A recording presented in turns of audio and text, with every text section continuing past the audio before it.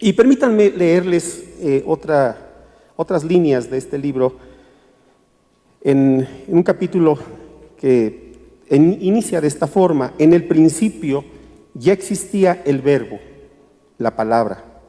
Así inicia el evangelista Juan su versión del evangelio que lleva su nombre. El apóstol, después de afirmar que dicha palabra es eterna por ser de Dios y estar en él, agrega que esa misma palabra se hizo hombre, refiriéndose así al nacimiento de Jesús de Nazaret. Podríamos declarar con toda reverencia que antes y después de que la palabra de Dios encarnara en Jesucristo, se hizo también texto, palabras bien escritas y bellas, es decir, literatura, porque la Biblia es literatura, y de la mejor literatura que nosotros podamos encontrar en todo el mundo y en toda época. Así que pues quiero animarles para que en su momento ustedes puedan también adquirir el libro y leerlo completo. Esta semana recordaba una anécdota, un detalle, porque el libro está muy ligado, muchas partes del libro está ligado a mi estancia aquí en Mundo de Fe. Recién había yo llegado a este lugar, me encontraba un poco desanimado con el proyecto, porque el proyecto, como lo dije alguna vez, había nacido como un libro que se había concebido para niños. Entonces la editorial, a través de la directora, en aquel entonces Diana Servín, me pagó 2 cursos de literatura infantil, es decir, cómo hacer cuento infantil. Y yo terminaba muy frustrado porque mi maestra, siempre que veía mis cuentos, me decía: es que tú no escribes para niños, o sea, me gustan tus cuentos, pero no son para niños. A mí me daría pena incluso publicar esos cuentos que hice, pero bueno, estaba yo haciendo la lucha porque esa era la idea. Y muchas veces después de la reunión dominical yo llegaba a mi cueva a escribir algunas líneas del libro o reescribía algunas partes, algunos capítulos. Y en una ocasión, cuando tuve la oportunidad de conocer al pastor Omar Herrera, que ustedes lo conocen, que me impactó mucho su mensaje, y recuerdo que traía esa sensación de frustración, estaba a punto incluso de abandonar el proyecto del libro, y Ernesto al final dijo que los que quisiéramos pasar a saludar al pastor, que lo podíamos hacer. O sea, yo no acostumbro pararme y pasar y saludar. Yo no lo conocía, y bueno, pues dije, pues voy a pasar, pero estaba yo un tanto a la defensiva. Dije, en cuanto yo vea que empieza a tirar gente, yo me salgo de la fila, ¿verdad? Y entonces yo estaba observando que no tiraba a nadie, y dije, bueno, ¿pero qué le voy a decir? ¿No? ¿Qué me va a decir? Lo saludo y me regreso, o se va a voltear y me va a profetizar, o ¿qué onda, no? Entonces así como que estaba yo a la defensiva, y cuando llego, voltea y me dice: hay mucho camino todavía por recorrer. Fue todo lo que me dijo. Dije, este es de los míos, ¿verdad? O sea, así conciso, y me dio una palabra que yo necesitaba en ese momento. Y me animó, yo lo tomé como una palabra de parte del Señor. Y bueno, en la Biblia, hoy vamos a ver el tema de los profetas. En la Biblia tenemos una sección muy extensa de material profético, sobre todo la parte del Antiguo Testamento. Otra manera de decir Antiguo y Nuevo Testamento, creo que bien podría ser el testimonio profético y apostólico. Y muchos textos del Nuevo Testamento nos sugieren esto. Por ejemplo, cuando en Lucas 24, versos 27 y 44, leo primero el 27, cuando Jesús se entrevistó con los discípulos de Emaús, les dijo: qué duros de entendimiento, cómo les cuesta creer lo que dijeron los profetas. ¿No tenía que padecer eso el Mesías para entrar en su gloria? Y comenzando por Moisés y siguiendo por todos los profetas, les explicó lo que en toda la Escritura se refería a él. Y luego en el verso 44 dice: después les dijo: esto es lo que les decía cuando todavía estaba con ustedes, que tenía que cumplirse en mí todo lo escrito, en la ley de Moisés, en los profetas y en los salmos. Al leer estos dos textos podemos sacar como una primera conclusión que se está refiriendo a la totalidad de la revelación del Antiguo Testamento cuando dice los profetas. es decir, al testimonio profético de toda la Escritura. Actualmente los judíos dividen sus escrituras de una manera diferente a como lo hacemos nosotros. Si tú tomaras una Biblia hebraica en tus manos, vas a encontrar que está dividida en lo que se conoce como la Torá, Neviim, Ketuvim, que quiere decir ley, profetas y escritos. En el texto que leímos de Lucas 24:44 encontramos una división también en 3 partes que nos sugiere ya de alguna manera esa división que conservarían los judíos a lo largo de muchos siglos. A partir de estas 3 divisiones, ley, profetas y escritos, la ley corresponde a lo que es la Torá o lo que nosotros también conocemos como el Pentateuco, no se vayan a confundir. Me acuerdo que hace muchos años una hermana llegó corriendo y me decía, hermano, dígame dónde puedo conseguir una Torá, porque me dijeron que tengo que leer la Torá, que si no me condeno. Y a ver, tráeme tu Biblia. A ver, estos primeros 5 libros son la Torá. No, es que me dijeron que era otra cosa. No puede ser otra cosa. La Torá son los primeros 5 libros, que es el Pentateuco, es Génesis, Éxodo, Levítico, Números y Deuteronomio, ¿sí? Esa es la Torá, esa es la ley o Pentateuco. Y entonces los judíos de estas 3 secciones, ley, profetas y escritos, tomaron la primera consonante y formaron lo que se conoce como un acrónimo, de donde se deriva la palabra Tanaj.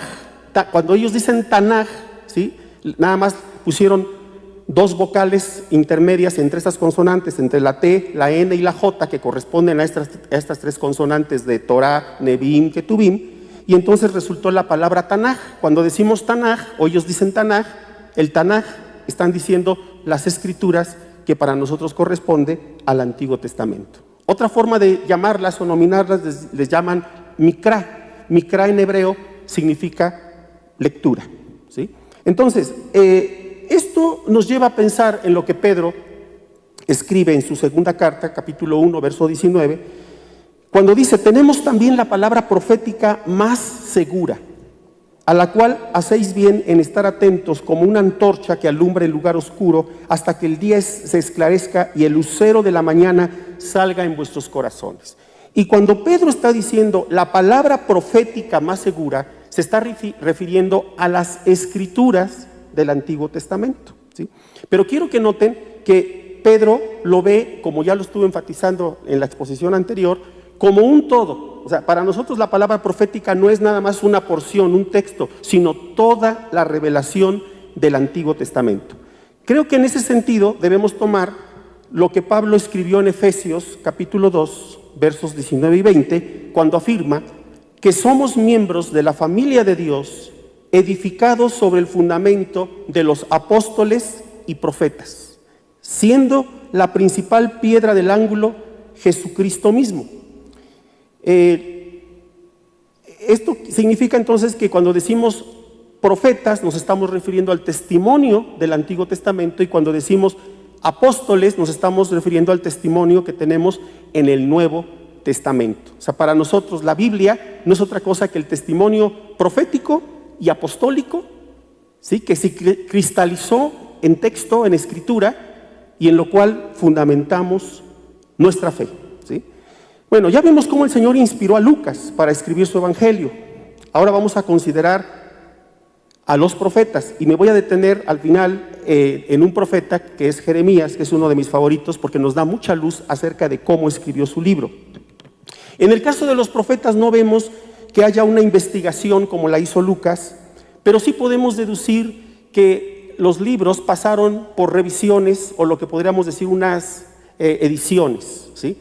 O sea que como nos han llegado los libros, hablando de los textos del Antiguo Testamento y sobre todo los proféticos, como hoy los leemos, no salieron de la pluma del profeta, si es que los escribió el profeta, o como en el caso de Jeremías, que se lo dictó a su secretario Baruj, ¿sí?, sino que pasó por diferentes etapas.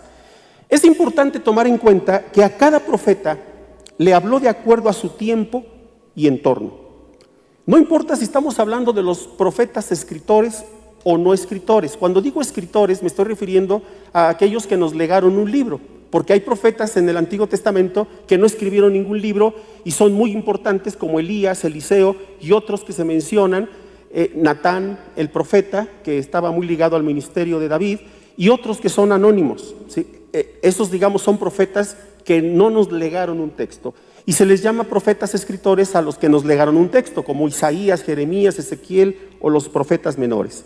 No necesariamente debemos pensar que ellos lo que escribieron, si es que lo escribieron o quienes lo hayan escrito, no necesariamente tenemos que pensar que fue el resultado de experiencias de éxtasis, visiones o sueños, porque existe la tendencia a creer o a suponer que todo el texto profético fue resultado de una experiencia plenamente sobrenatural.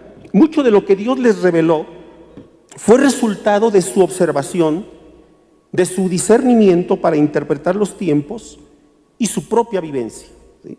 En otras palabras, lo que quiero decir es que los profetas pensaron, meditaron, sufrieron, lloraron, y eso fue parte de lo que terminó registrado en los textos proféticos. Por ejemplo, ustedes han leído el libro de Amós. A Amós le habló el Señor por medio de imágenes del cielo. ¿Qué quiero decir con esto? Pues por medio de las constelaciones, los fenómenos naturales, eclipses y con imágenes del campo. Por eso cuando leemos Amós, leemos algo como esto en Amós 5:8, cuando dice, el profeta le dice a Israel, el pueblo del norte, el reino del norte, busquen al que hace las Pléyades y el Orión. Está hablando de las constelaciones. Y vuelve las tinieblas en mañana y hace oscurecer el día como noche. El que llama las aguas del mar y las derrama sobre la faz de la tierra, Jehová es su nombre. Y cuando el sacerdote Amasías lo confronta y lo corre, porque Amós era del sur y el Señor lo mandó al norte, y le dice, vete a tu tierra a profetizar, el profeta le responde a Amasías en capítulo 7, verso 14, y le dice, yo no era profeta. Y otras traducciones traducen, yo no soy profeta, ni hijo de profeta o discípulo de profeta. Era pastor y cultivaba higueras, pero el Señor me arrancó de mi ganado y me mandó ir a profetizar a su pueblo Israel. Pues bien, escucha la palabra del Señor. O sea, él era un hombre del campo, él era un hombre rudo, acostumbrado a tratar con la tierra, con la naturaleza, y de acuerdo a lo que él percibía a su alrededor, ese era el lenguaje que hablaba en su profecía. Y dice, por ejemplo, en el capítulo 3, verso al 4 al 8, que me encanta cómo lo plantea aquí Amós, dice, esto me mostró el Señor, fíjense, un cesto de higos maduros. Otras versiones traducen unos higos que ya están a punto de echarse a perder o ya prácticamente podridos. O sea que a través de un cesto de higos, ahí el Señor le dio el mensaje. Me preguntó el Señor, ¿qué ves, Amós? Respondí, un cesto de higos maduros. Y otra, la Reina Valera traduce canastillo de fruta de verano, y me dijo Jehová, ha venido el fin sobre mi pueblo Israel, no lo toleraré más. Esto lo dice en el capítulo 8 de Amós. Y luego más adelante en el capítulo 3, del 4 al 8, dice así, pregunta Amós, acostumbrado al ambiente selvático, ¿rugirá el león en la selva sin haber presa? ¿Dará el leoncillo su rugido desde su guarida si no apresare? ¿Caerá el ave en lazo sobre la tierra sin haber cazador? ¿Se levantará el lazo de la tierra sin haber atrapado algo? Porque no hará nada el Señor sin que revele su secreto a sus siervos los profetas. Si el león ruge, vean la metáfora, ¿quién no temerá? Si el león ruge, ¿quién no temerá? Si habla Jehová el Señor, ¿quién no profetizará? ¿Y saben qué es lo extraordinario? Que los profetas recurren mucho al lenguaje poético. Yo no exageraría si les dijera que los profetas también eran poetas. Si ustedes se han dado cuenta, en su Biblia, mucho del texto que tenemos, como lo tenemos en la tipografía, cuando es poesía, el texto es irregular, y cuando es prosa o narración, el texto es parejo. Y en Isaías, Jeremías, Amós y en los profetas vemos mucho texto que no es parejo como narración. Bueno, eso que ustedes leen con esa tipografía, nos está diciendo el editor que eso originalmente es poesía. O sea, ellos recurrían a la poesía para profetizar, y en la antigüedad toda la profecía se cantaba, es decir, que su profecía era cantada. Esto es algo extraordinario y que después se volvió texto. Bueno, a Amós no le fue tan mal, Pero a Oseas, yo creo que le fue muy mal. Porque el Señor, y ustedes han leído la profecía, han leído el texto, le dijo al profeta: únete a una mujer fornicaria y ten hijos con ella, porque la tierra fornica, apartándose de Jehová. Imagínate el profeta recibiendo esta palabra.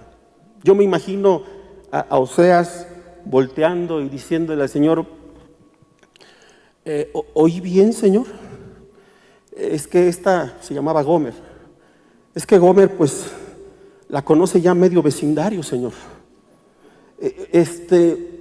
¿Por qué no mejor me voy con la María? La María está feíta, pero es solterona, es de buena familia, es espiritual y, bueno, hasta canta en la alabanza y toca muy bien el pandero, ¿no? No. Quiero que vayas con Gomer. Pero, Señor, van a hablar de mí. Exacto. Quiero que en ti reconozcan cuánto los amé desde que los saqué de Egipto.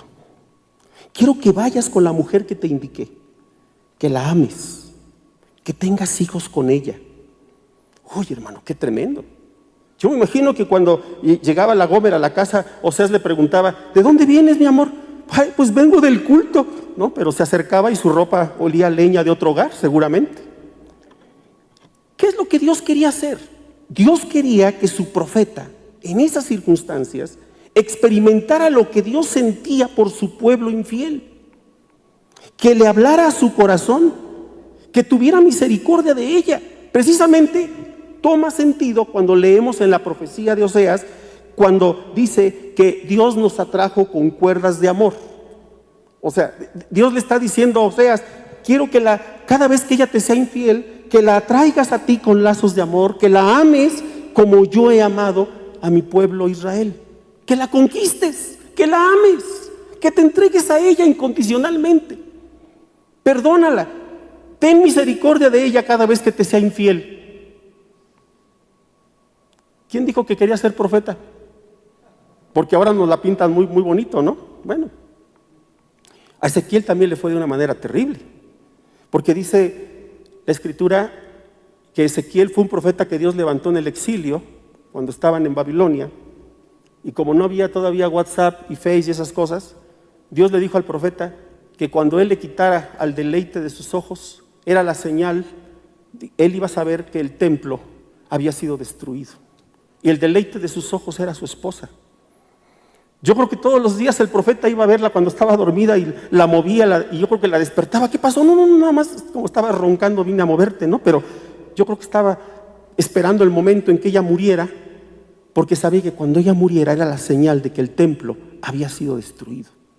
Todas esas vivencias, esas experiencias forman parte del material profético. En otras palabras, los profetas, ellos mismos, eran el mensaje, lo que ellos experimentaron, lo que ellos veían, lo que ellos sentían.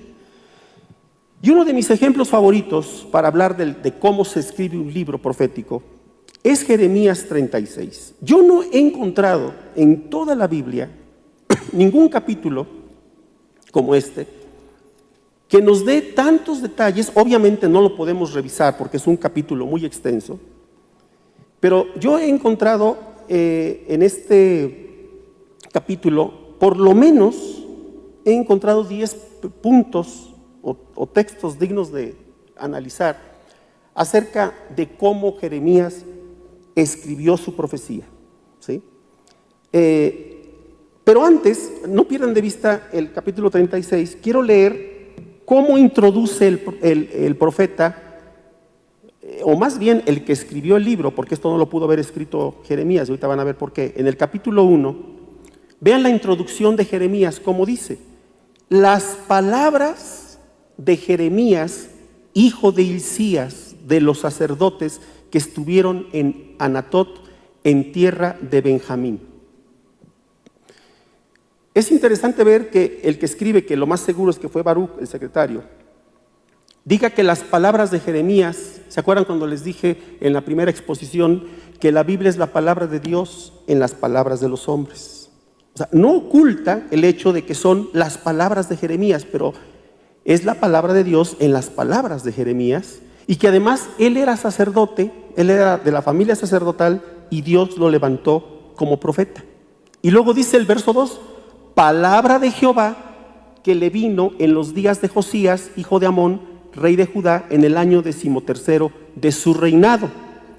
Le vino también en días de Joacim, hijo de Josías, rey de Judá, hasta el fin del año 11 de Sedequías, hijo de Josías. Bueno, si nosotros hacemos cuentas y tomamos en cuenta además que Josías profetizó durante el periodo de los últimos 5 reyes que tuvo Judá antes del cautiverio babilónico, su ministerio, el ministerio de Jeremías en ese lapso, dura alrededor de 40 años. Y en el capítulo 36 de Jeremías, fíjate cómo dice en el verso 1, aconteció en el 4º año de Joacim, hijo de Josías, rey de Judá, que vino esta palabra de Jehová a Jeremías diciendo, toma un rollo de libro y escribe en él todas las palabras que te he hablado contra Israel y contra Judá y contra todas las naciones, desde el día que comencé a hablarte, desde los días de Josías hasta hoy. Quizá oiga la casa de Judá todo el mal que yo pienso hacerles y se arrepienta cada uno de su mal camino y yo perdonaré su maldad y su pecado.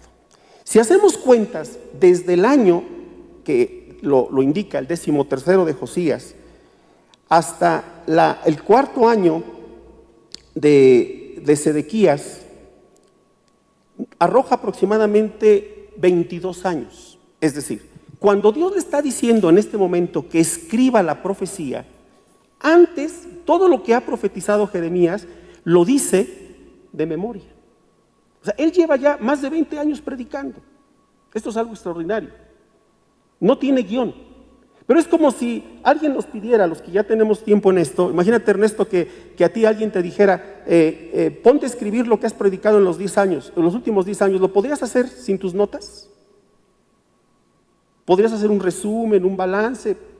Creo que me entiendes lo que digo, y los que hemos predicado, enseñado, podríamos sentarnos y escribir lo que hemos predicado en los últimos 10 años, aunque no llevemos así muchos detalles. Bueno, la tarea de Jeremías era poner por escrito lo que había estado predicando durante más de 20 años, pero además lo interesante, y aquí es donde me quiero detener, que él tiene que valerse de un secretario. O sea, Jeremías directamente no va a escribir la profecía. Esto nos da una idea de cómo se pudieron haber escrito otros materiales del Antiguo Testamento y sobre todo proféticos.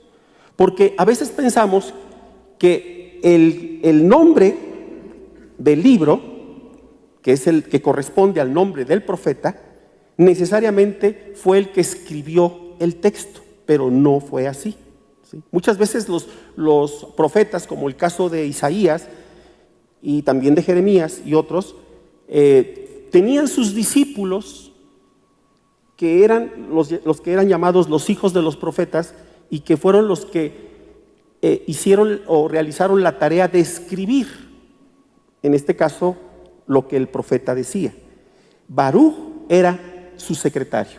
Así que Jeremías se dedicó a dictarle. Por eso les decía que él fue un dictador en el buen sentido de la palabra. Pero eso no quiere decir que porque Jeremías le dictara a Baruch, Dios le dictara a Jeremías la profecía. No, el mensaje profético se lo fue revelando desde Josías hasta el final de su ministerio, y es lo interesante que en Jeremías nos dice cómo fue que Dios le reveló el mensaje. Por eso quería enfatizar en el verso 1 cuando dice que son las palabras del profeta, porque las palabras tienen que ver con lo que somos y pensamos. Revelan nuestro entorno, lo vivido, nuestra cultura, nuestros sentimientos, nuestra fe. O sea, tú conoces a una persona por su manera de hablar, por lo que habla, cómo lo plantea, te das una idea de su recorrido, de su experiencia. Bueno, eso es lo que nosotros tenemos que percibir cada vez que leemos un libro profético. Y el libro abunda en ilustraciones de cómo le habló Dios al profeta. Ya lo he dicho otras veces, no nos imaginemos al profeta con ojos desorbitados y babeando y dice, aquí dice el Señor, y es que así nos imaginamos al profeta, ¿no? Que está privado de su conciencia. No, eso no es un profeta. Le habló, por ejemplo, también a través de la naturaleza. Al principio de su profecía le dice el Señor, le pregunta, ¿qué es lo que estás mirando? Y esa pregunta también se la hizo a Moses y se las hace a otros profetas. Y en el caso de Jeremías, Jeremías le dice una vara de almendro.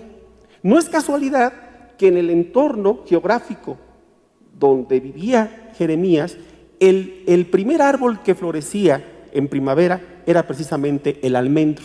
O sea, a través de un árbol como el almendro que está floreciendo, Dios le está dando un mensaje al profeta. Otro ejemplo, ustedes han leído cuando Dios le habló en casa del alfarero y le dijo, ve a casa del alfarero y te haré oír mi palabra. Y yo me pregunto, bueno, ¿y por qué Dios no se la dio a conocer en su casa? ¿Por qué lo mandó a casa del alfarero? Pues si él era profeta, pues se lo hubiera dado en un sueño, se lo hubiera dado en cualquier momento. Yo me imagino que Jeremías llegó a casa del alfarero y ya de haber dicho, bueno, pues aquí el Señor me dijo que me iba a dar un mensaje. Y estaba viendo cómo trabajaba el alfarero el barro y formaba un vaso, se le deshacía y volvía a tomar el barro y lo volvía a hacer. Y en lo que estaba mirando, Dios le habló. Dijo, ese es el mensaje. Eso que tú estás viendo que hace el alfarero, ese es el mensaje. Y es la manera en que Dios les habla a sus profetas y es la manera en que seguramente a muchos de nosotros también nos habla, a través de situaciones, a través de circunstancias, a través de cosas que estamos viendo o que estamos sufriendo. Ahí está el mensaje. Y entonces Dios le revela lo que él quería que comunicara a su pueblo. Incluso en el caso de Jeremías, fue en su mismo sufrimiento como Dios le dio a conocer su palabra. Como ya lo dije, en este capítulo hay por lo menos 10 referencias o pistas. Pero lo primero que quiero resaltar, si me da tiempo, nada más 2 o 3. El primero es que dice que tome un rollo, dice verso 2, toma un rollo de libro y escribe en él todas las palabras que te he hablado contra Israel. Fíjense, cuando esto está sucediendo, es el siglo VI antes de Cristo. Obviamente no le dice toma un cuaderno, dice, la mayoría de las versiones traduce toma un rollo. En aquel momento, el material, lo que se conoce como soporte de escritura, o sea, el material para escribir, es el papiro. El papiro se viene produciendo incluso siglos antes de que esto suceda. Hay testimonios de que el papiro ya existe 1500 años antes de Cristo. Y el papiro es un tallo, es vegetal que crecía con abundancia en Egipto. Se cortaba el tallo, se hacían tiras y se iban poniendo en posición vertical y horizontal, se iban entrelazando, se hacían pliegos, se les daba un tratamiento, después esos pliegos se unían y se convertían en rollos y era un excelente material para poder escribir, ¿sí? Es lo que se le conoce como soporte de escritura. Ahora, este soporte de escritura es muy frágil porque requiere condiciones de temperatura y de humedad para su conservación. Esa es la razón por la que hasta nuestros días nos han llegado muy pocos papiros con texto bíblico. De hecho, de acuerdo a la contabilidad que se ha hecho en los últimos años, son más de 100, no doy una cantidad exacta porque esto va variando, pero son más de 100 fragmentos de papiro que hay de las escrituras. Ya lo dije desde la primera exposición, no existen los manuscritos originales, pero existen miles de copias. En cambio, abundan y hay miles de copias en pergamino, que eso es piel. Pero resulta que el pergamino se empezó a usar por allá del siglo II antes de Cristo en adelante, y después el pergamino sustituye al papiro. Por eso el rollo que le está indicando que tome el Señor no puede ser pergamino, porque estamos en el siglo VI antes de Cristo. Y además, Egipto tiene una relación militar y comercial muy importante con el Reino del Sur en ese momento, así que lo más seguro es que Egipto también les venda papiro, ¿sí? Y es muy improbable que sea pergamino, porque más adelante el rey, cuando le lee la profecía de Jeremías, con mucha facilidad dice que lo va cortando y lo va quemando, ¿sí? Así que toma un rollo, por eso me asombran los detalles de este capítulo, como le dice, toma un rollo y escribe en él, aunque ya dijimos, él no lo escribe. Tenía que poner por escrito todo el mensaje que Dios le había revelado desde Josías. Ahora, esto nos sorprende porque nosotros ya no vivimos en una cultura oral, nosotros vivimos en una cultura escrita. Si no está escrito, difícilmente lo retenemos. Pero en la antigüedad había una extraordinaria capacidad para retener muchas ideas, muchos pensamientos, sin la necesidad de escribir. ¿Por qué razón? Bueno, porque no había Face, no había WhatsApp, no había Televisia y no había TV Azteca y esas cosas. O sea, tenías mucho tiempo para aprender idiomas y para estudiar, ¿no? Ya dijimos que en el verso 18, cuando le preguntan a Baruch cómo escribió, fíjate, dice en el verso 17, preguntaron luego a Baruch diciendo, cuéntanos ahora cómo escribiste de boca de Jeremías todas estas palabras. Y vean los detalles con lo que responde Baruch. Y Baruch le dijo, él me dictaba de su boca todas estas palabras y yo escribía con tinta en el libro. Después en el verso del 27 al 28 viene otro detalle. Dice así, y vino palabra de Jehová a Jeremías después que el rey quemó el rollo, porque al rey, ya no me detengo ahí, al rey le leen la profecía y conforme se la van leyendo, la va cortando y la va quemando. Y entonces dice, después que el rey quemó el rollo, las palabras que Baruch había escrito de boca de Jeremías diciendo, fíjense lo que le dijo, vuelve a tomar otro rollo y escribe en él todas las palabras primeras que estaban en el primer rollo que quemó Joacim, rey de Judá. Así que vean que en vida de Jeremías se tuvo que hacer otra edición del libro. ¿Sí? O sea, la original se quemó, se perdió. Como seguramente muchos materiales se perdieron originalmente y se tienen que volver a reescribir. Y al final del capítulo, dice en el verso 32, y tomó Jeremías otro rollo y lo dio a Baruch, hijo de Nerías, escriba, y escribió en él de boca de Jeremías todas las palabras del libro que quemó en el fuego Joacim, rey de Judá, y aún fueron añadidas sobre ellas muchas otras palabras semejantes. O sea, la segunda edición fue más amplia. Ahora, si ustedes recordarán, si han leído Daniel, que ahí en Daniel se nos dice que cuando Daniel consultó los libros que tenían los judíos, entre esos libros que consultó a Jeremías. Quiere decir que de alguna manera llegó una copia de la profecía de Jeremías a los cautivos que estaban en Babilonia, donde él indicaba que el cautiverio iba a durar 70 años. Y al final de Crónicas se nos dice, el escritor de Crónicas dice, para que se cumpla la palabra de Jeremías, quiere decir que ya después del exilio y cuando se escribe Crónicas, se tenía conocimiento del libro de Jeremías, que había sobrevivido a su destrucción cuando el rey se quiso deshacer del texto. Yo les invito a que en casa lean todo el capítulo y descubran por lo menos estos 10 puntos. Yo ya les mencioné por lo menos 4, pero abunda en detalles de cómo se escribió el libro, y eso nos da una idea de cómo se escriben otros libros de la Biblia. Hay un texto que quiero leerles, ya con esto termino. Este texto lo resumí porque lo escribí en una clase que di hace como 3 años en el seminario bautista, una clase que se llamó Exégesis de Jeremías, y lo escribí para mis estudiantes.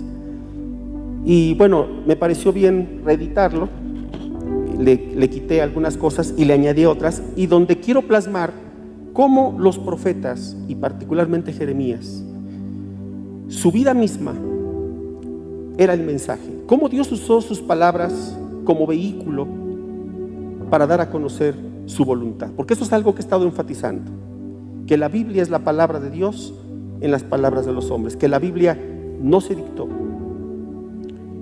Y entonces lo digo de esta manera, no es como el diario de una Biblia que yo no sabía o no pensé que les gustara tanto. Hay hermanos que me han dicho que les gustó mucho, algunos se fueron a llorar con su Biblia y a consolarla, y yo creo que la apapacharon esa noche.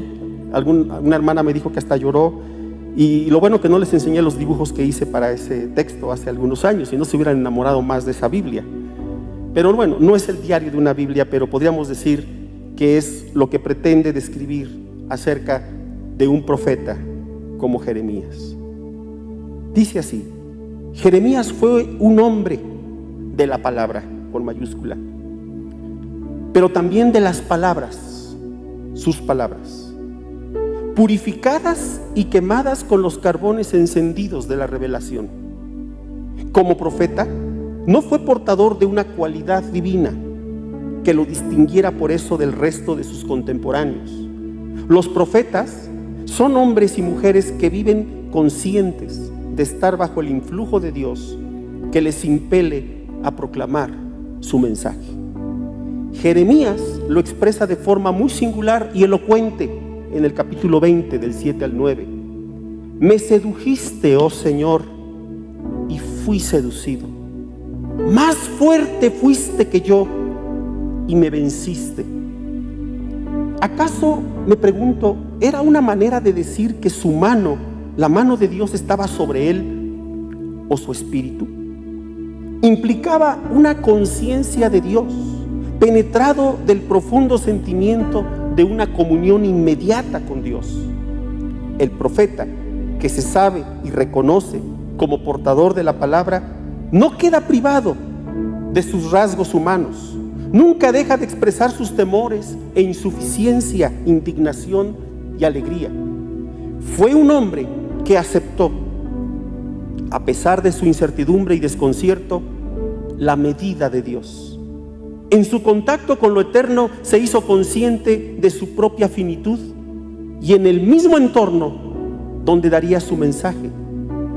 No se presentó como alguien ajeno que vino de fuera con un mensaje divino. Fue un hombre que participó del mismo escenario trágico de su nación y que corrió junto con ella el mismo fin y desenlace. La palabra de Dios se hará oír desde lo humano, desde lo más profundo de su ser, en su propia andadura existencial, desde lo humano a los hombres de su tiempo. Todo verdadero profeta y mensajero de Dios termina ahí donde inicia su recorrido y caminar de fe.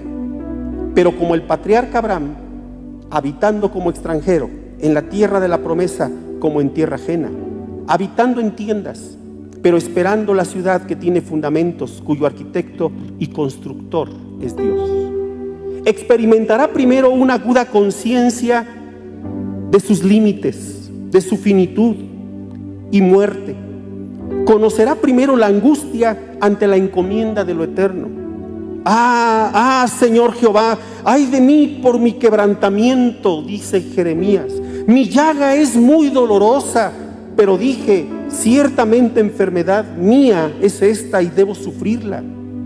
Conozco, Jehová, que el hombre no es señor de su camino, ni del hombre que camina es el ordenar sus pasos. Hermanos, qué manera tan profunda y angustiante de identificarse con el sufrimiento de su mismo pueblo. En su propio lamento se oye el lamento de su nación. La herida de ellos es también su herida. Su tienda, Jerusalén, su casa, su iglesia, no lo sé, está en ruinas, desclavada. Las cuerdas están rotas, como lo dice en el capítulo 10, verso 19. Armado de todo este pensamiento y sabedor de la fuente de su llamado y su mensaje, Jeremías planteará lo inimaginable. Se atreverá a poner en duda los fundamentos mismos de la religión de Israel. Ahí donde los hombres practican su religión, en el centro mismo de su religiosidad, en la misma esfera de lo sagrado y fuero ministerial, se atreverá a problematizar cómo es que se llega a la fe, cómo en realidad se es un verdadero creyente y pueblo de Dios, cómo se llega a ser un verdadero devoto y hoy diríamos un verdadero cristiano. El corazón y su piel eran un odre sacerdotal en el que Dios vació el vino nuevo que lo embriagó de la visión y la palabra profética. La sintaxis, la metáfora, la palabra desnuda seguían siendo del profeta, pero la visión, el mensaje ya no eran de él, sino del Dios de Israel. Es decir, el tesoro en una vasija de barro. Él forma parte de aquel remanente fiel de hombres y mujeres de fe, de los que sacaron fuerza de la debilidad, se hicieron fuertes en batallas, de los que experimentaron vituperios y azotes, y además de esto prisiones y cárceles, De ellos sabemos que fueron apedreados, aserrados, puestos a prueba, muertos a filo de espada. Anduvo de aquí para allá, angustiado y maltratado. El mundo no era digno de él, su gente, su pueblo, y también, si aún viviera, no seríamos dignos de tenerlo entre nosotros, porque lo habríamos tratado igual. Siempre lo recordaremos como el profeta llorón. ¿Se acuerdan que así lo identifican, el profeta llorón? Pero pocos saben que primero fueron sus lágrimas y terminaron siendo las mismas lágrimas de Dios que lloraban a través del profeta, porque su pueblo le había sido infiel y le había dado la espalda. Padre, gracias por el testimonio de tus profetas, por el testimonio de tus apóstoles, porque la palabra sigue hablando a nuestras vidas.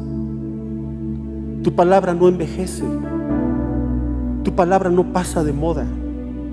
Y aun cuando en estos tiempos muchos menosprecian el mensaje de las Escrituras, burlándose, diciendo que es algo caduco, es algo del pasado, es el fundamento de nuestra vida misma, de nuestra fe. Permítenos volcarnos de nuevo a tu palabra con hambre, con sed, con un profundo anhelo de encontrarnos contigo, y que la palabra sea viva y eficaz en nuestros corazones.